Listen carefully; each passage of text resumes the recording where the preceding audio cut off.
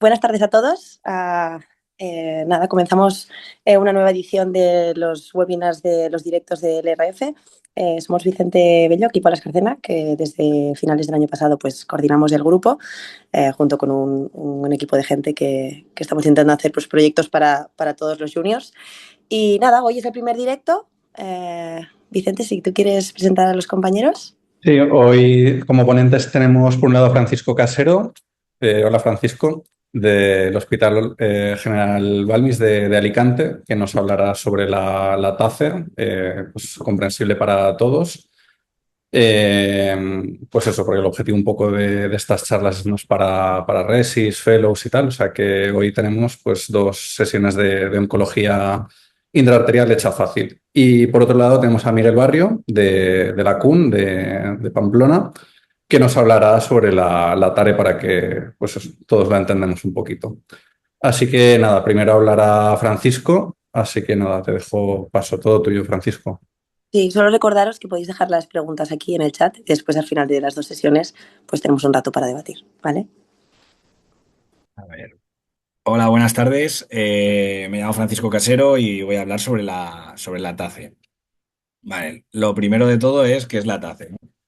La TACE consiste en administrar un tratamiento vía arterial a un tumor, ¿vale? Entonces, con esto lo que conseguimos es una alta concentración del fármaco en el tumor y disminuimos la toxicidad sistémica, ya que únicamente lo estamos administrando en la arteria y por lo tanto se queda todo a nivel local entre el tumor y la arteria, ¿vale? Entonces, esto lo utilizamos sobre todo en el hepatocarcinoma, ya que tiene la peculiaridad que el 80-90% del flujo del hepatocarcinoma es puramente arterial.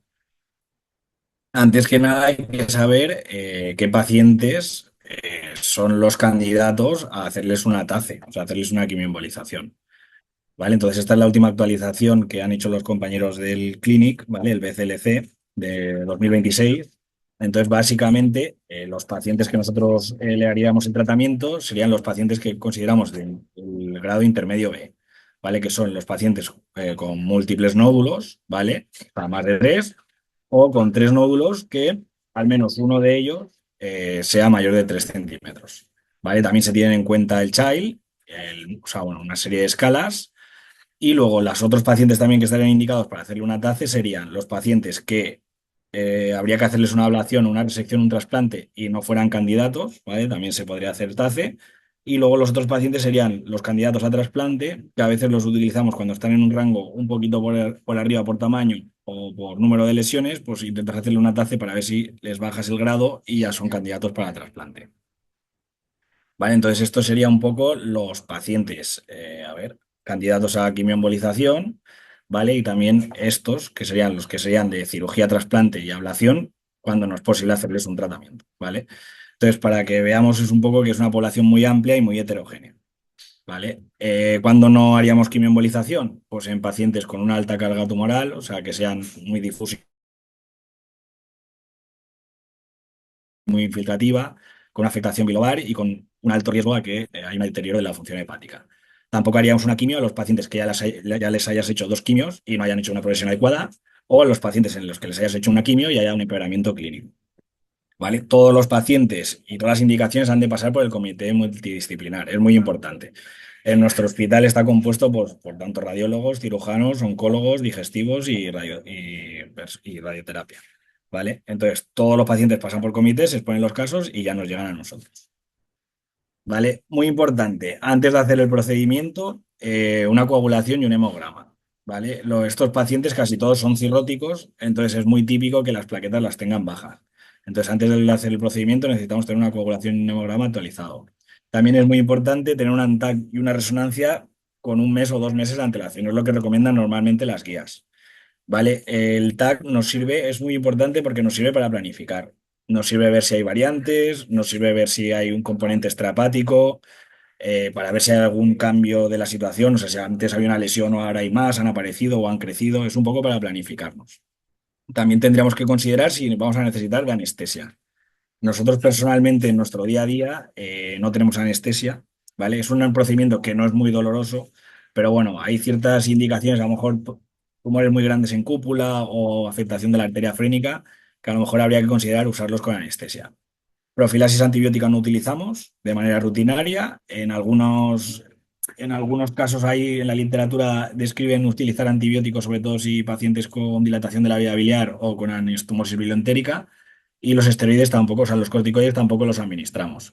Y en la literatura pone que si el paciente a veces es propenso a hacer un síndrome de posembolización, que se podrían utilizar. Vale.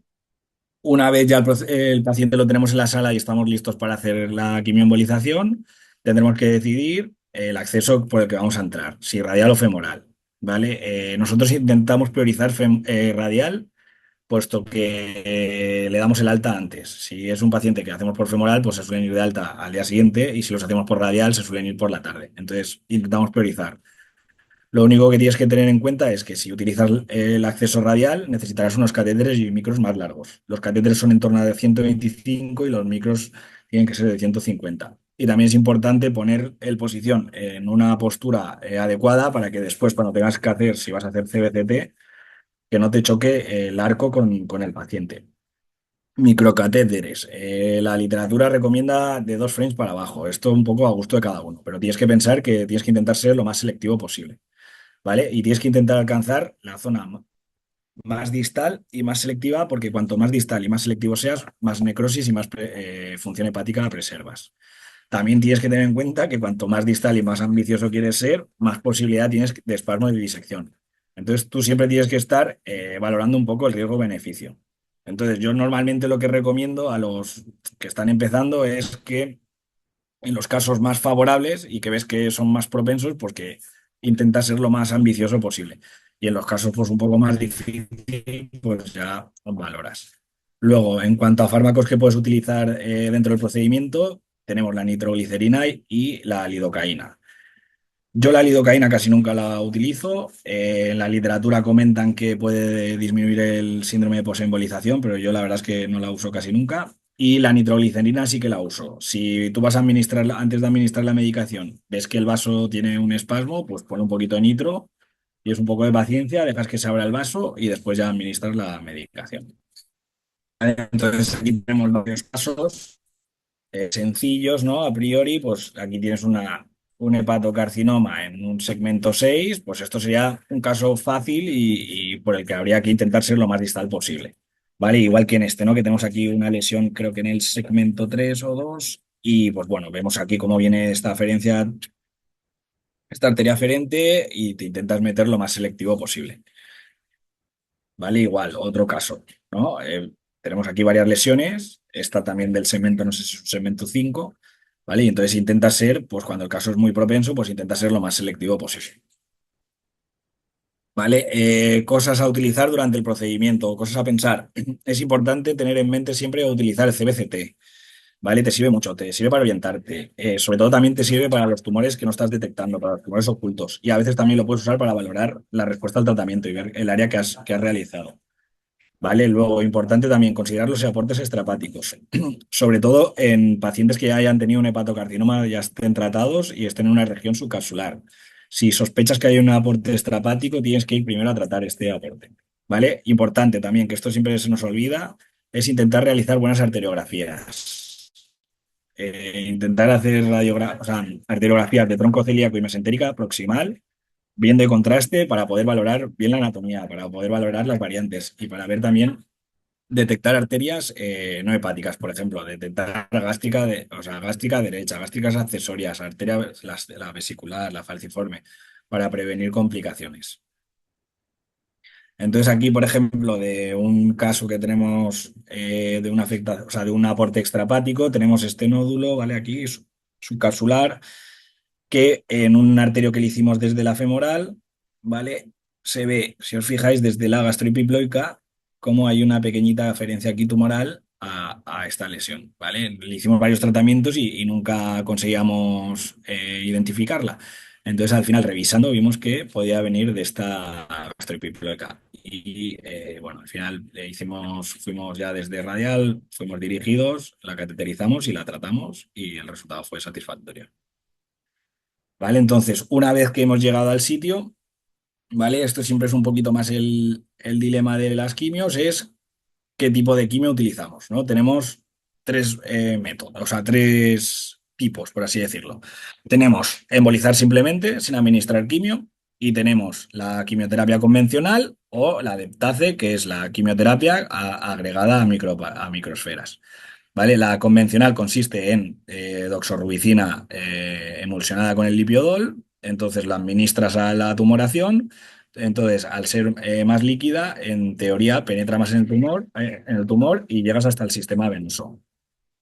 Y la de las partículas es básicamente son microesferas cargadas con la doxorubicina, entonces la administras vía intraarterial, se queda en la aferencia intraarterial y poco a poco va liberando el embolizante, perdón, el fármaco.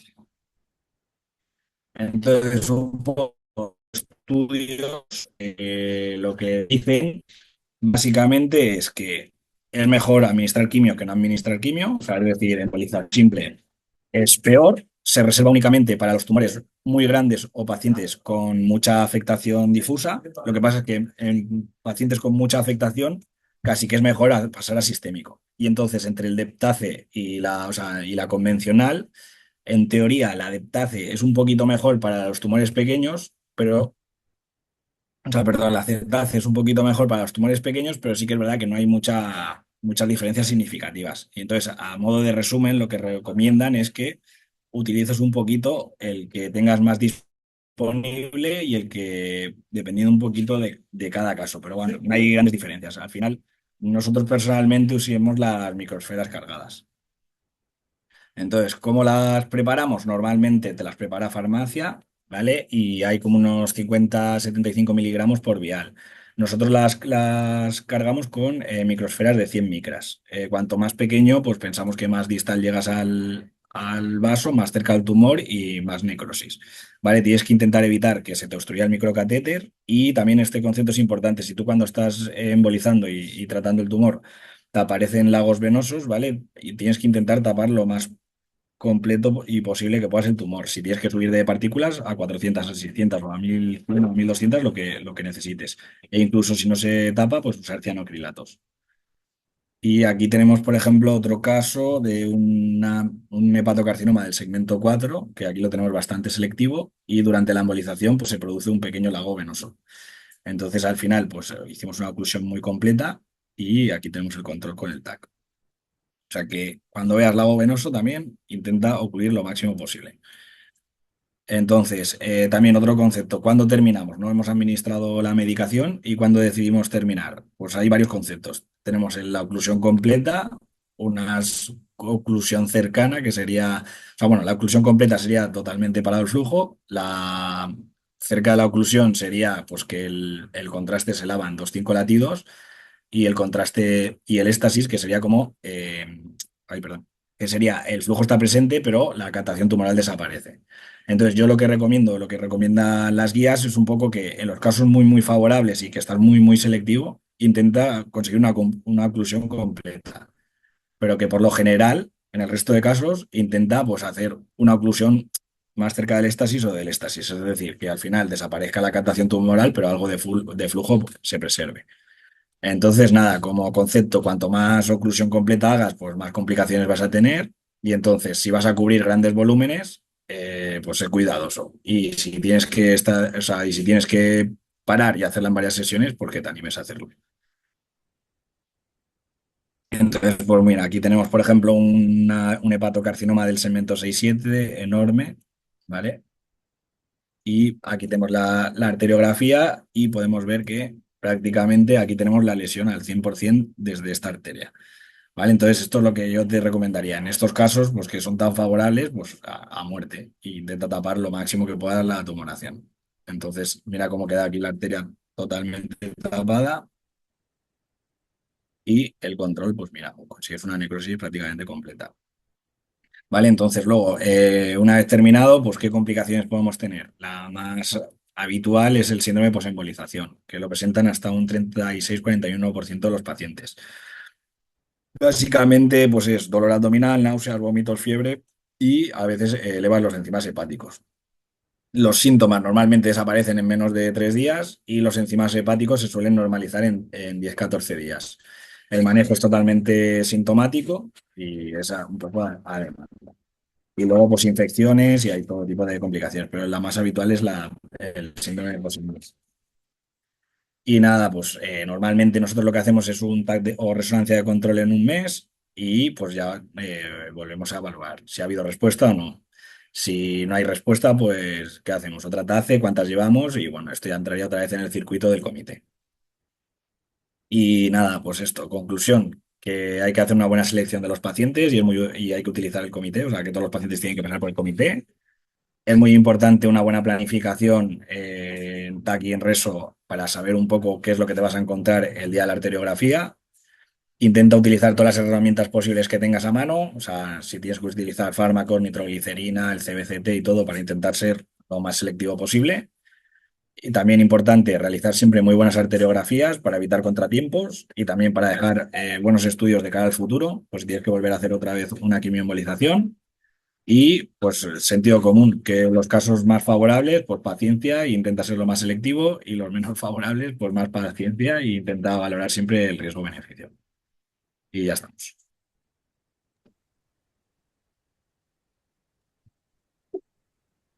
A ver. Vicente, creo que no te escuchamos. Vicente, ahora. Ahora, muchas gracias, Francisco. Nada, hay una pregunta en el chat que las contestaremos al final, ¿vale? Vamos a pasar ahora a la presentación de Miguel sobre la tarea, ¿vale? Vale, genial. Comparto pantalla entonces. Muy bien, pues bueno, en primer lugar quisiera agradecer a la organización por invitarme a dar esta charla. Así que bueno, siguiendo la línea de terapias arteriales en oncología hepática, yo voy a hablar de la radioembolización transarterial. Vale, esta técnica se ha ido desarrollando gradualmente desde mediados del siglo XX, aunque la fecha más destacable es el año 2002, cuando se aprueba su uso por parte de la FDA y la EMA, respectivamente, en humanos. ¿Vale? Esta técnica se enmarca en el grupo de terapias locales de lesiones hepáticas, encontrándose a caballo entre la embolización y la radioterapia, teniendo menos componente de embolización y más de radioterapia, algo que es importante incidir. ¿Cuáles son los fundamentos de esta técnica? ¿En qué consiste? La radioembolización consiste en la administración transarterial de una dosis muy alta de radiación a él o los tumores intrahepáticos, manteniendo una dosis baja en el parénquima sano. Esta técnica también tiene otros nombres, pero a lo largo de la presentación nos vamos a dirigir a ella como radioembolización o TARE. Unas pinceladas respecto a la vascularización hepática respecto a la tumoral. Como todos sabéis, el hígado sano tiene una vascularización eminentemente portal, de hasta el 75%. Por otro lado, los tumores se nutren casi el 100% por vía arterial y presentan una neovascularización generalmente patológica con unos diámetros de los capilares de entre 15 y 75 micras, algo que es importante para esta técnica. Ya pasando al producto en sí, el itrio 90, que es la base de esta técnica, y las esferas. El itrio es un isótopo radiactivo cuyas características principales es que emite radiación ionizante puramente beta, lo cual implica que el alcance o la penetrancia del mismo es muy poca, es de unos 2,5 milímetros de media, aunque puede variar de entre 1 y 11 milímetros. Tiene mucha energía, 2,3 megaelectronvoltios y una semivida de unas 64 horas.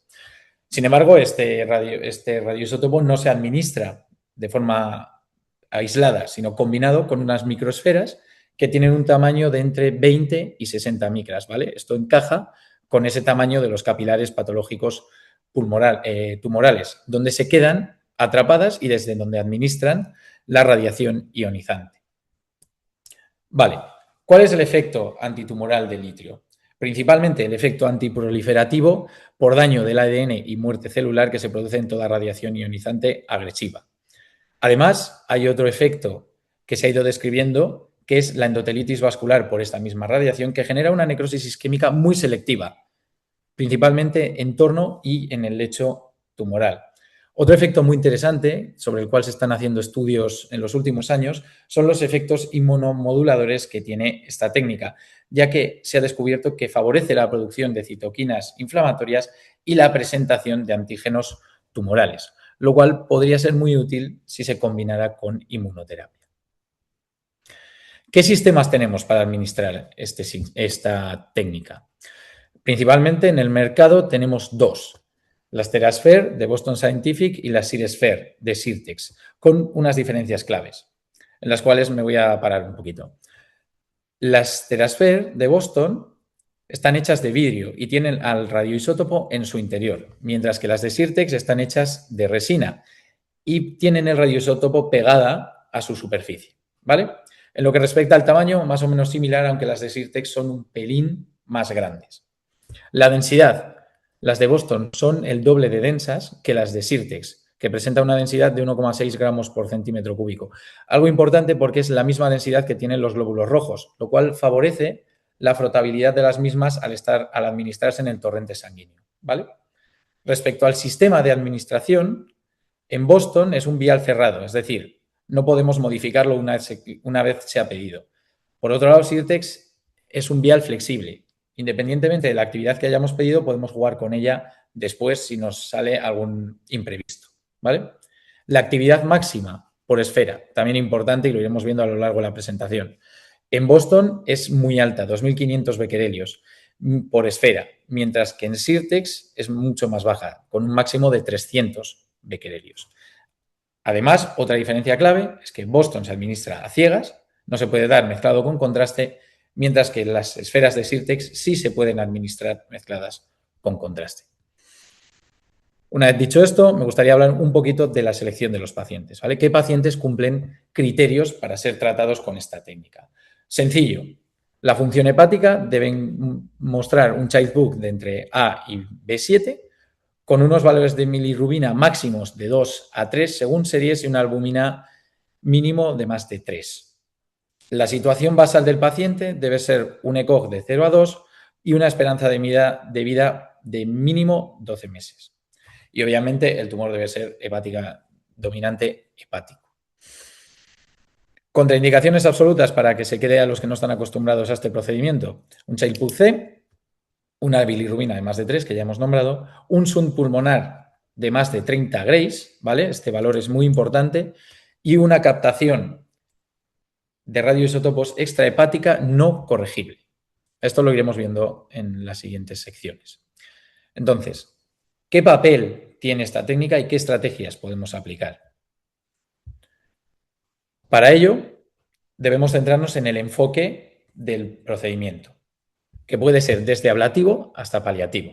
Cuando hablamos del enfoque ablativo, el objetivo es tratar una lesión generalmente única y provocar necrosis completa de la misma.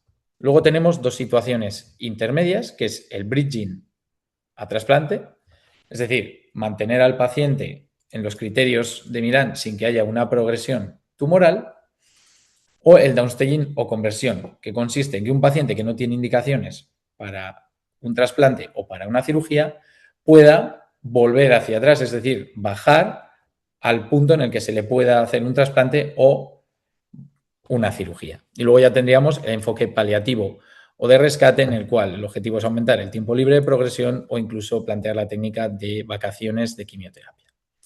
¿Vale? Me gustaría centrarme otra vez, sobre todo de cara a los perfiles junior, en la diferencia entre el concepto de bridging y downstaging. ¿Vale?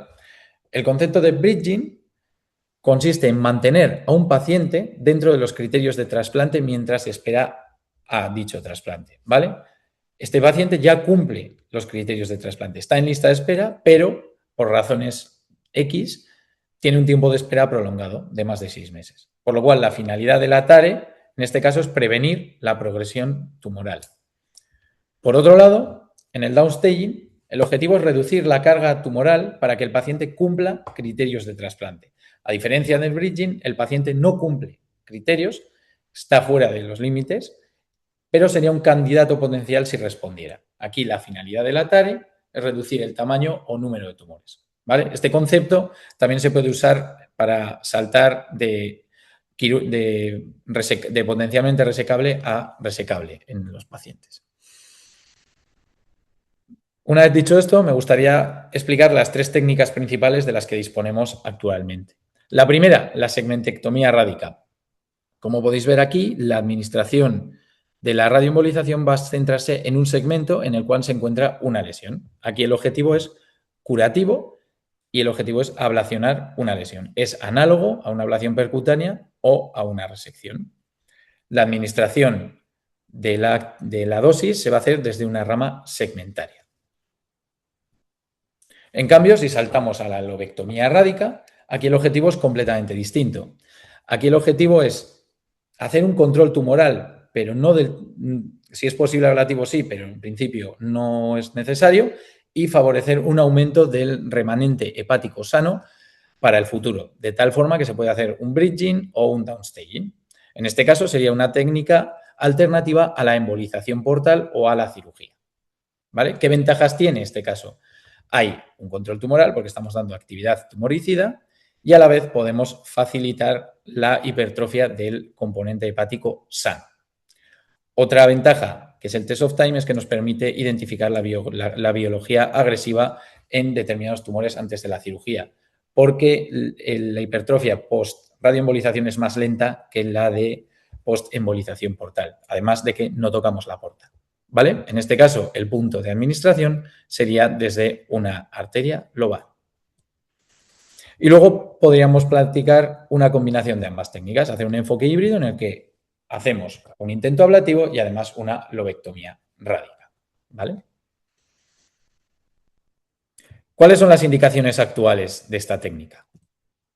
En lo que respecta al hepatocarcinoma, ya nos las conocemos, pacientes que se encuentran en estadio BCLC entre el 0, el A y el B, pudiendo aplicarse también en casos seleccionados en estadios avanzados, principalmente en el seno de ensayos clínicos. ¿Qué llama la atención respecto al BCLC anterior? Es que en este nuevo BCLC se ha reconocido que la radioembolización, la segmentectomía rádica, tiene una eficacia comparable a la ablación, por lo cual se podría aplicar en estadios muy tempranos. Esto ha sido debido a numerosos estudios, como por ejemplo el estudio RASER, en el cual se objetivó que la respuesta tumoral en pacientes en los que no se podía realizar una ablación térmica clásica por localización dificultosa o por riesgo de complicaciones, había muy buenos resultados. También os he traído el estudio Legacy, que es un estudio fase 2 en el que se comparaba en pacientes con estadios A y B la eficacia para la prevención de la progresión tumoral de la TARE versus la TACE, objetivándose muy buenos resultados en el grupo de la TARE.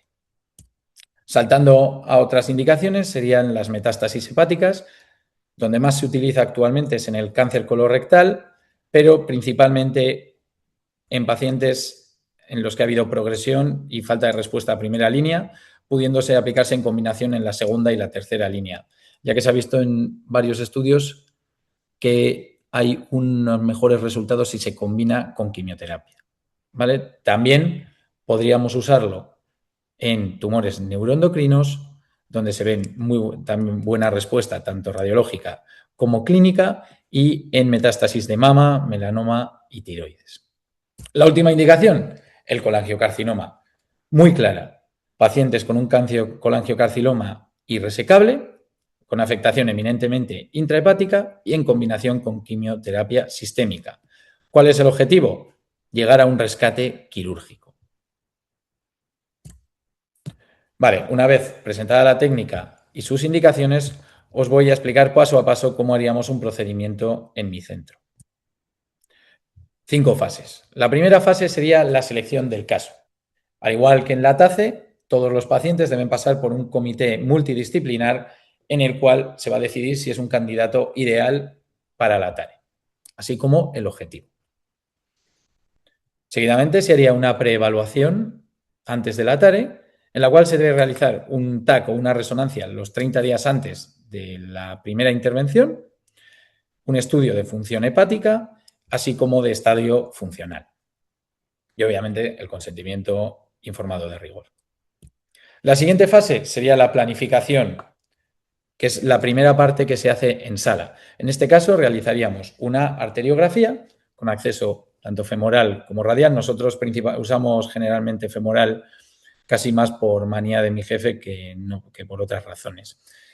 Con el objetivo de cateterizar las arterias hepáticas y hacer un estudio de las ramas, un estudio supraselectivo de todas las ramas tumorales. Obligatorio en todos los estudios de planificación realizar COMBIN-CTs para hacer un adecuado estudio anatómico, encontrar variantes anatómicas, hacer un estudio de flujo y, muy importante, descartar la presencia de fugas fuera de las áreas a tratar. Por ejemplo, que hubiera una comunicación con ramas viscerales o zonas del hígado que no estaríamos interesados en tratar. Esas ramas, en ese mismo procedimiento, deben ser embolizadas. Una vez hecho esto, lo que vamos a hacer es administrar los denominados macroagregados de albúmina, que son simplemente es una simulación del tratamiento. Vamos a hacer lo mismo que haríamos con el litrio, pero con un radioisótopo inocuo. Este, en vez de dar radiación beta, da radiación gamma, la cual también es detectable por el SPECT-CT. Tiene una semivida más corta y una actividad mucho menor, pero nos permite planificar el tratamiento sin actividad destructiva, ¿vale? Y ahora le damos el testigo a los médicos nucleares que realizarán un SPECT-CT para obtener la información que nos va a dar el tecnecio 99, ¿vale? ¿Qué objetivos tienen los médicos nucleares? El primero, descartar la captación no deseada, es decir, que no se nos haya quedado ninguna rama de las no deseadas sin embolizar.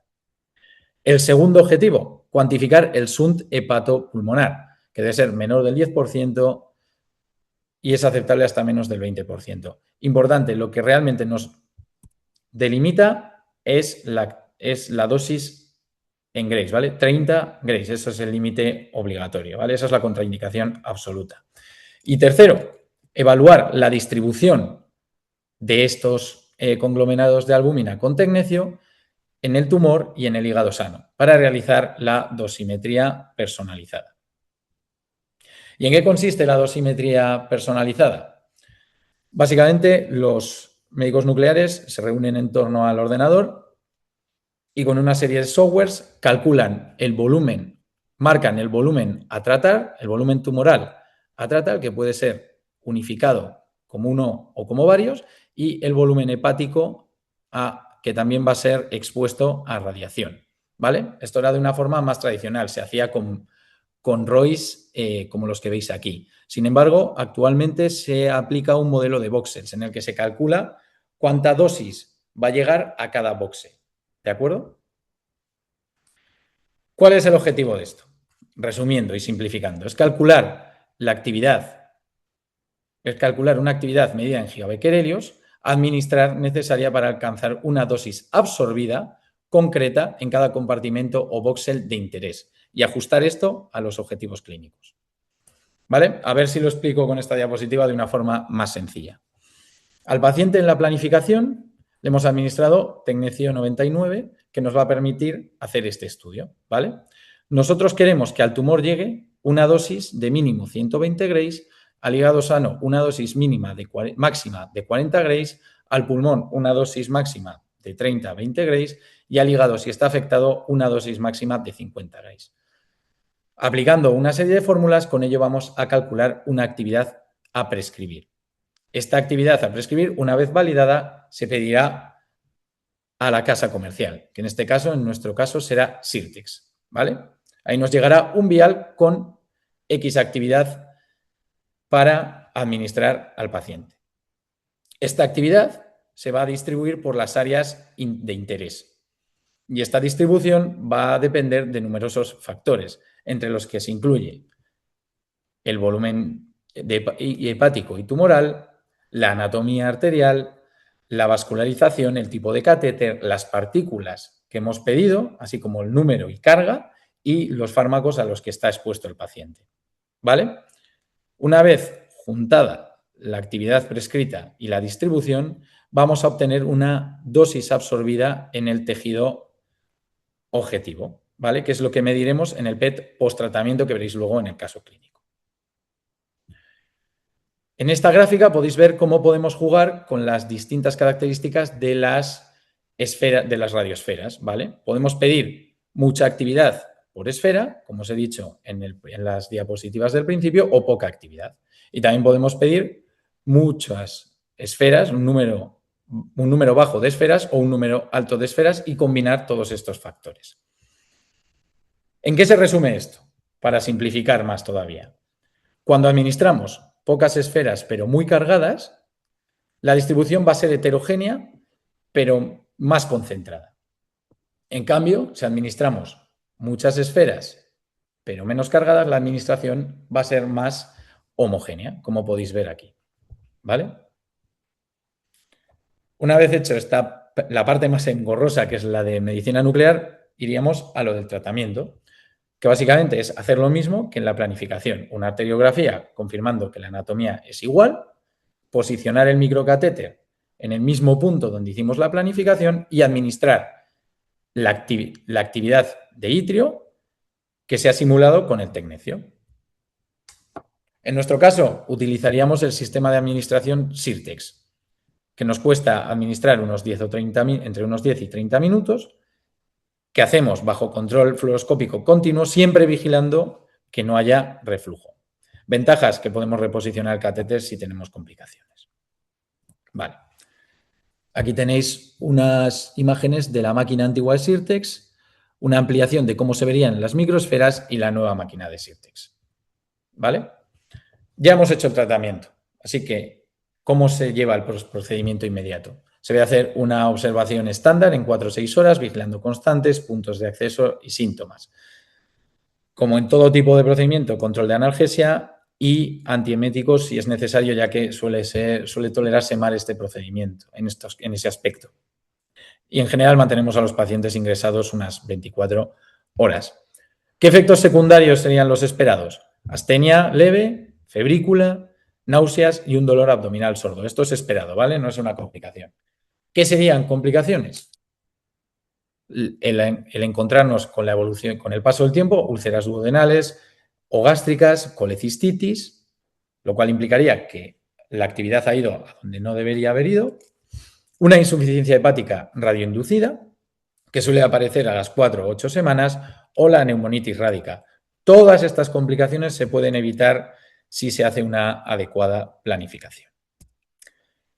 Y una pincelada respecto al seguimiento.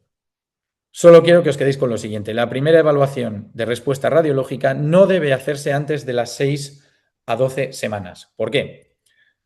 Os he traído aquí un póster que llevé a la ECIO este año, en el que podéis ver claramente en este caso lo que pasa si hacemos el seguimiento antes de los 3 meses. ¿Vale? Aquí tenemos el estudio basal, en el que vemos esta tumoración hepática, y esta imagen a los 3 meses, y este estudio a los 3 meses, en el que veis un claro aumento de tamaño de la lesión tratada. Pero, sin embargo, esto es una pseudoprogresión típica de los tratamientos por radioembolización. Si veis a los 12 meses, la lesión se ha reducido significativamente de tamaño. También el seguimiento, cuanto antes lo hagamos, aquí en este caso así a los 2 meses, más difícil va a ser, porque podemos encontrar también muchos pitfalls, como por ejemplo alteraciones geográficas de la captación de contraste, ¿vale? Del realce. En este caso, también el tumor se fue reduciendo de tamaño gradualmente, como podéis ver a los 12 meses, aunque persistía estos realces geográficos. Y luego también el seguimiento, como en cualquier otra patología, nos permite encontrar recidivas tempranas, como esta, por ejemplo, a los 6 meses, o esta de aquí, un poco más tardía, a los 14 meses. Vale, no sé cómo voy de tiempo, Vicente, que eran muchos conceptos a la vez. Vale, voy a seguir con... os voy a presentar el caso, que va a ser interesante. O sea que sí. Vale, muy bien. Ahora ya vamos a juntar todos estos conceptos en este caso clínico. ¿Vale? Tenemos un varón de 67 años que en el contexto de una ecografía abdominal durante una revisión médica se le objetiva una lesión sospechosa a nivel hepático, analíticamente y sintomáticamente normal. ¿Vale? Aquí podéis ver en esta resonancia magnética esta lesión hepática de localización central. Ante esto, y con la sospecha de colangiocarcinoma, se le realizó un PET para descartar afectación extrahepática, lo cual confirmamos. Con idea de realizar cirugía, realizamos en volumetrías hepáticas, viendo que el remanente hepático no sería necesario. Por lo cual, al paciente se le llevó al comité de tumores y se decidió realizar una radioembolización con el objetivo de realizar un hipotético rescate quirúrgico. Aquí podéis ver las arteriografías de la valoración, ¿vale? De la simulación del tratamiento, en la cual se administraron los macroagrenados de albúmina con tecnecio 99 en una rama, en una arteria accesoria de la hepática derecha del segmento 6 y que tenía además un origen en la arteria mesentérica superior y en las arterias del segmento 5 y 8. Aquí podéis ver el SPECT-CT, en el que se ve la distribución de la actividad en todo el lóbulo hepático derecho con depósito preferencial en la zona tumoral. ¿Vale? Con esto calculamos lo que os he dicho, el SUNT hepatopulmonar, que era muy bajo, menos del 2%. Descartamos la presencia de actividad extrahepática, no se ve captación en este SPECT. Y aplicamos la dosimetría con, en este caso, un software de Voxels para calcular una actividad de 4 gigabecquerelios para obtener una dosis absorbida de solo 3 grays en el pulmón, ¿vale? Esto sería muy poco, un objetivo en el hígado sano para hipertrofia de 94 grays y un objetivo en el tumor de 147 grays. Es decir, volvemos a lo que he explicado antes, calculamos una actividad en gigabecquerelios para administrar una dosis medida en grays, ¿vale? Tanto en el parénquima hepático como en el tumor. Tenéis una de las arteriografías mientras estábamos administrando. En este caso, como está en respiración libre, aquí veis que en este caso se estaba administrando las esferas de itrio mientras hacíamos la escopia, ¿vale? Nos permite ver en directo lo que estamos haciendo. ¿Qué administramos definitivamente? 2 gigabecquerelios en la arteria del segmento 8, 1 gigabecquerelio en la arteria del segmento 5 y 1 gigabecquerelio a través de la arteria hepática accesoria del segmento 6. Este es el PET que se realizó después, el PET-SPECT, en el que vimos una adecuada distribución de la actividad, centrada principalmente, como veis, en el lóbulo hepático derecho y en la zona tumoral. ¿Vale? Con la dosimetría realizada, calculamos que cumplimos más o menos la simulación. ¿Vale? El pulmón llegaron 1,86 grays, al hígado sano objetivo, es decir, el que queremos atrofiar, 100 grays y al tumor 106 grays. Posteriormente, cumpliendo las recomendaciones, el paciente comenzó con quimioterapia intraarterial. No, con quimioterapia sistémica, perdón. Y esto es el estudio, la volumetría realizada a los 6 meses, en la que veis una marcada atrofia del lóbulo hepático derecho, una significativa hipertrofia del lóbulo hepático izquierdo y una reducción de la lesión primaria que no se ve aquí, pero así fue. Y ya para acabar, el TAC de control inmediatamente realizado tras la cirugía. Muy bien, muchas gracias por vuestra atención. Espero haber podido simplificar un poquito una técnica tan compleja como la radioembolización. Para cualquier pregunta, aquí estoy. Muy bien, pues la verdad es que muchas gracias a los dos. Han sido charlas, yo creo, súper claras, sobre todo para los juniors, pero para los no tan juniors también. Y casos muy chulos. En el chat hay un par de preguntas. Si queréis, comenzamos por esto, que tampoco tenemos mucho tiempo. A ver. Mira, preguntan: ¿qué pacientes están en mayor riesgo de desarrollar síndrome de posembolización? ¿Hacéis profilaxis de forma rutinaria? ¿Esto es para TARE o TACE? Yo creo que para TACE, porque estaba escrita desde el Sí, principio, no. pero bueno, podemos. Sí, no. ¿Tú, Paco, por ejemplo? No. No hacéis rutinaria, ¿verdad? No, lo que pasa es que sí que es verdad que hay alguno que ya te avisa, ¿no? Jope, qué pelandrera tengo. Entra con el gorro y no me doy cuenta. Que hay alguno que te avisa de que le ha molestado mucho, que ha hecho mucha fiebre o algo y sí que le puedes administrar, pero vamos, prácticamente casi nunca. Y los pacientes que más síndrome de posembolización hacen son normalmente los que tienen tumores más grandes, que hacen más necrosis, incluso también los que más carga tumoral, es un poco la lógica. Lo único así un poco que no es lógico es que tú piensas que más los de Child B y creo que son más los de Child A, o sea, porque en general como suele ser más agresivo, pues como te pasas un poquito más de la raya y hacen más síndrome de posembolización. Vale. Y luego creo El que resto también han sí. preguntado qué catéter, ¿no? Algo así. Sí, luego preguntaban también qué catéteres. A ver. ¿Qué tipo de catéter suelen utilizar para la embolización selectiva? Supongo que sirve tanto para TACE como para TARE. No sé qué utilizáis vosotros. Yo siempre voy con Simon, pero por ejemplo, todos mis compañeros van con Cobra y siempre se meten conmigo, o sea que los tengo aquí al lado. O sea Nosotros depende, vamos, Sí, de la planificadora. Cobra o Siemens, no. pero En no, general. me es un poco igual. Y luego sí, con se el refieren para micro el solemos micro. usar el Pursue. No sé si era el micro o la pregunta o catéter en general, pero vamos, solemos ir con el Pursue, el de Merit. Vale. Y de micro los ¿Vosotros? de ProGrid. Y lo único que sí que es verdad que si los vas a hacer por radial, tienes que ser de 125, o sea, tienes que mirar que sean largos. Mm. Porque si no Vale. te quedas a mitad de camino y los micros igual tienen que ser de Sí que es un 150, rollo. porque si no te quedas sin... no llegas. Entonces Ujú. es lo único que tienes que tener en cuenta. Entonces, si ves que el caso va a ser de muchas lesiones o va a ser un poco complicado, pues a veces ya de entrada entro por femoral porque siempre tienes más opción de catéteres. Ya. Pero si veo que va a ser un caso fácil y propenso, pues lo hago por radial y así, pues bueno, como los digestólogos le dan el alta así antes. En teoría le dan por la tarde. No, es genial. O sea, que tengo Vale. aquí a los compañeros. Vale. No sé, Vicente, ¿tú tienes alguna que utilizas vosotros? Por ejemplo, allí en Valencia, ¿utilizáis? Nada, también la mayoría Siemens y pues alguna vez Cobra también, pero sobre todo Siemens, sí. Sí, nosotros igual. Y después para el micro, pues el ProGrid. El ProGrid también, efectivamente. General, y después ya, obviamente, depende de lo que salga, pues ya Exacto. pues, hay una variedad de cosas. Sí. Oye, pues una pregunta que tenía yo así para todos en general.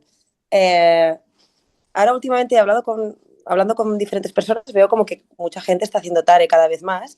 Y yo, por ejemplo, yo trabajo en el clinic y la verdad es que nosotros hacemos muchísima TACE. Claro, Entonces, con la TAFE. sí, quería preguntaros, ¿consideráis que realmente la TARE está desplazando a la TACE en algunas indicaciones o siguen siendo complementarias? ¿Cómo lo veis vosotros? Yo O es verdad cualquiera, que de público puede todo el mundo hablar. sí. Yo es verdad que estoy un poco sesgado porque en nuestro centro es que ya solo se hace TARE. En plan, muy pocas veces se hace TACE. Es verdad que la TARE hasta hace unos años había quizá un poco de sesgo de selección en los estudios, ¿no? Se dice que la Mm, selección de los pacientes eran ya casi pues pacientes que se han descartado para otras cosas y se le oye, sí, vamos a probar la TARE. Y en cambio, por ejemplo, como se ha visto en el Legacy, para pacientes en estadios más tempranos, en el otro estudio que os he presentado, está dando muy buenos resultados, ¿no? En comparación con la TACE. Sin embargo, la TARE tiene pues todos los problemas de, pues ya habéis visto, lo engorroso que es explicarlo, el tema de gestión, radiofarmacia, ya. medicina nuclear, seguridad nuclear, 2 días de sala. 2 días Sí. de sala, aunque también es verdad que se puede hacer el same day, no me he metido con ese tema, pero es verdad que se puede hacer la planificación, el PET, la simulación y el tratamiento el mismo día, que está también ¿Lo de moda. hacéis vosotros? ¿El same day? ¿Alguno de vosotros? Sí. Sí, sí, nosotros hemos hecho. Ok, De hecho, el caso este se me ha olvidado decirlo, fue un same day. ok, Lo hicimos el mismo día. Sí, vale. sí, sí. Y Vicente, vosotros, que sé que también hacéis mucha tarea, ¿también Sí, hacéis el mismo día o solís hacer? yo también estoy un poco sesgado, aquí hacemos mucha más tare que TACE. TACE pues lo dejamos para pacientes, pues bueno, que ya le hemos hecho al menos 2 tares y sigue teniendo pues todavía hay alguna lesión hipercaptante que vemos. Ujú. Y los same days o one day, en cada sitio se llama de una forma, lo dejamos para pacientes que digamos que tiene una vascularización predecible, ¿no? Que no esperamos encontrar ninguna alteración en la arteriografía, para casos muy, muy sencillos y muy seleccionados, pero habitualmente lo hacemos en 2 días también. Mm. Sí, nosotros igual. Ok. Y después quería preguntarte, esto es curiosidad personal, porque nosotros Paco, nosotros en el clinic hacemos a todas las TACES, siempre les hacemos 2 sesiones. Hacemos una primera sesión y después una segunda sesión que es como de, no me sale la palabra, pero bueno, siempre hacemos una segunda sesión. ¿Vosotros hacéis en función del TAC? ¿Siempre os hacéis una segunda? Depende un poco de cómo va, o sea, les hacéis un control y en función de eso hacéis o no.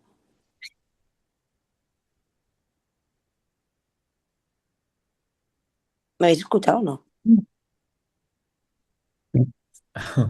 Hola, Creo ¿me que iba escucháis?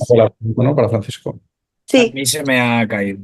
Ah, Vale. No, que decía que en las TACES, por ejemplo, nosotros en el hospital hacemos siempre 2 sesiones por paciente. O sea, siempre hacemos una primera sesión y después al mes o mes y medio, entonces hacemos una segunda sesión que le llamamos como de consolidación. Y no sé si vosotros, el protocolo, en general vosotros todos, pero creo que Paco hace más TACEs que el resto, ¿hacéis también siempre 2 sesiones o, por ejemplo, depende un poquito del control? ¿O cómo lo No, tenéis vosotros? depende del control. Es que es lo que te Ok, digo, que si tienes un caso muy favorable y ha hecho una necrosis muy buena, pues no. ya. Lo que pasa es que, bueno, que al final tienes la sensación de que las quimios que, al menos las TACES, como nosotros no podemos hacer TARE porque no tenemos servicio nuclear, da la sensación de que hay alguno que va muy bien, pero el que no va muy bien estás todo el rato haciéndole Sí, TACE, lo TACE, veis mil TACE, veces. TACE. No paras. Pero bueno, así de entrada no la hacemos. Vale. No sé si tenéis el resto más preguntas, creo que en el chat no hay más. Han salido Ah, en más el chat hay preguntas. más, wow, ok. Si podemos hablar sobre los efectos inmunomoduladores de litrio 90, ¿por qué podría combinarse con inmunoterapia?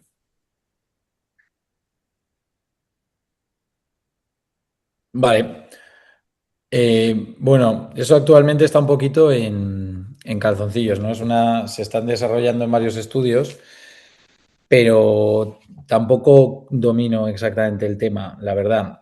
Sé que eso principalmente favorece la liberación de citoquinas y es que es un poco complejo porque según los estudios que veas están hablando de unas cosas u otras, pero la verdad que no sé, no domino exactamente el tema. No sé si sabes algo de eso, Vicente, tú, pero yo ahí me pilláis, la verdad.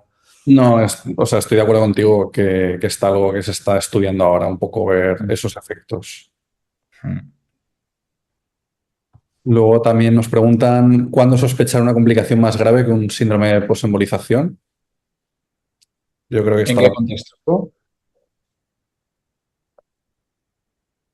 Francisco, un poco sobre el síndrome de posembolización, ¿cuándo sospechar algo más?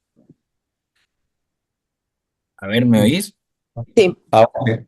A ver, es que yo, como voy siguiendo las quimios y esto, lo que me doy cuenta básicamente es cuando tienen un dolor que no controlan con analgesia, normalmente le suelen repetir un TAC. Le hacen un TAC de urgencias y ahí ya valoran. Pero ya te digo que hasta estos dolores que dices, ostras, revisas el paciente y dices, joder, sigue con dolor, a ver si se ha complicado. Y el 90 y pico por ciento de las veces es solo dolor y no les pasa nada. O sea, yo creo que al final es cuando los síntomas son muy exagerados, pero que ya te digo que normalmente lo más frecuente es que sea un síndrome de posembolización, porque tanto la infección como los problemas biliares o el acceso te suelen venir más tardíos. Mm. Y ya te digo, con las pruebas de imagen le hacen un tag y al momento lo sabes. Pero no sé, los clínicos no suelen esperar mucho, ¿no? Como es un síndrome de posembolización, esperamos 2 o 3 días. Ellos si ven algo que no les cuadra, pues le piden un tag y ya te lo comentan y lo veis juntos y ya está. Entonces no es una cosa que preocupe mucho porque ya te digo, o sea, en general, los pacientes yo creo que a la que ven algo que no les cuadra, el tag y se valora. Ujú. después preguntan también, ¿es utilizado el TARE, la TARE como parte de los procedimientos tipo ALPS? Sí, ¿no? Es un poquito lo que ¿Tipo? ves, ¿no? Tipo ALPS. Espera, recuérdame qué es lo de Alps. Sí, tipo como cuando se hace una embolización portal. Sí, ¿no? Es lo que has Ah, dicho, que también se utiliza como una sí. embolización portal Sí, para... no, perdón, que es que estaba pensando. Sí, claro, lo hacemos a veces de sustitución de esa técnica, que tiene la ventaja de, Ya sobre casi no todo más se la. hace, ¿no? ¿Qué? Que esta técnica quirúrgica que se hace muy poco, ¿no? De hecho, Eso creo. es que esa técnica ya casi ni se, Creo ni que no se se, hace nunca. que es como la análoga a la embolización portal, pero Sí, quirúrgica. pero era súper agresiva. Pues realmente aquí tenemos un poco lucha con los cirujanos, porque ellos son muy pro embolización portal, porque ellos dicen que la radioembolización luego altera, como que les dificulta luego hacer las suturas quirúrgicas y demás. A mí me parece que la radioembolización, según ciertos estudios, es más efectiva, es verdad que es más lenta, y es que es muy interesante el tema de poder estudiar la biología del tumor. Como en la radioembolización, la hipertrofia es más gradual y más lenta, podemos ver la agresividad biológica del tumor, evitando quizá una cirugía que hubiera sido innecesaria por hacerla demasiado pronto y nada más hacer la cirugía tener una recidiva, ¿no? Y además, como podemos hacer el enfoque híbrido, podemos ir a tratar la lesión y a la vez favorecer la hipertrofia, ¿no? Podemos hacer como varias cosas en un solo procedimiento, ¿no? Y además mantenemos la puerta abierta, que eso siempre está mejor. Y luego por último preguntan por el alta de los pacientes tratados mediante TACE por radial. Ujú. ¿En cuánto tiempo? Creo que se ha quedado colgado otra vez Francisco. Ahora, perdona, ya estoy. Ahora. El mismo día, ¿no? No he oído la pregunta, perdona. ¿Cuándo les das de alta a los pacientes tratados con TACE por radial? Lo hacemos por la mañana y a última de la tarde se van a su casa. Y entonces, claro, nosotros somos prácticamente, o sea, tenemos una población muy grande, entonces, bueno, la verdad es que priorizamos mucho que se vean de alta pronto, porque ya te digo, nos apretan bastante desde las unidades de corta estancia. Porque claro, si los hacemos por femoral, ellos no sé qué protocolo tienen, porque en verdad a veces les pones un cierre, y en teoría con el cierre también pueden salir antes. Pero ellos normalmente, si es femoral, alta al día siguiente. Y si es radial, alta la misma tarde. Entonces, pues bueno, siempre si puedes, pues lo intentas por la tarde. Por ejemplo, el viernes, que tenemos hueco los viernes y los martes, que normalmente es cuando concentramos todas las quimioembolizaciones, pues intentamos hacerlo así. Ujú. ¿Y qué es una corta estancia de DIGE o es vosotros un hospital de día vuestro? ¿O cómo No, hacéis? es como una especie de corta estancia digestivo que tienen. Ok, Ujú. Yo vale. tengo una pregunta para Vicente. Vicente, ¿habéis hecho, yo es que no vi cuando estuve con vosotros, ¿habéis hecho alguna tarea con acceso radial? No recuerdo ahora. Mm. No recuerdo ninguna hora, la verdad. Mm. También porque el que más hace tiene preferencia por el acceso femoral. Entonces eso Sí, es que es de la quinta del que más hace conmigo también. Es que son, son iguales. Exactamente. Sí, sí. A ver, a mí me parece la leche el acceso radial. O sea, es que se van con una pulserita y encima que como son todo plaquetopénicos y eso, pues la verdad es que o sea, al principio me costó un poco introducirlo porque la gente pues está muy acostumbrada a femoral, pero es verdad que poco a poco a todo el mundo le acaba gustando. Sí. Lo Yo creo que único, ya los... te digo, más lioso es que si quieres hacer el CBCT, cuando vas a hacer el TAC, por así Ah, decirlo, la mesa desde la radial te choca. Entonces tienes que tirar el paciente muy para abajo. O sea, tienes que un poco de ya. ponerlo bien para que te cuadre, pero vamos. Y Claro, también un poco que mueves el catéter. O sea, tienes que ponerle el paciente en brazos en Sí, cruz, como de Jesucristo, para que te ruede bien el arco.